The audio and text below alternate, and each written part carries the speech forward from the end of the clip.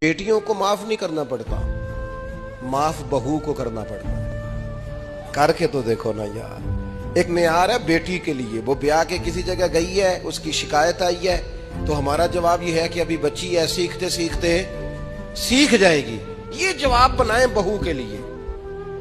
अगर वो गलती करे, उसकी सास शिकायत करे, उसका खामन शिकायत करे, तो ये बहू के लिए बोलें कि अभी बच्ची है, सीखते सीखते।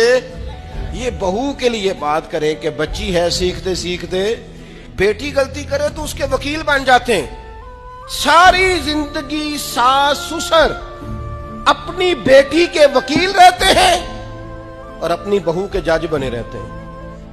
इसके लिए फैसले सुनाते हो, उसकी वकालत करते हो। ये बेटी नहीं किसी की, इसके जज बन गए हो, इसके हक में फैसलों का ऐलान है, उसके लिए वकालतों का ऐलान है। चे मानादार मुसलमान का ये इखलाकी रवैया नहीं होता।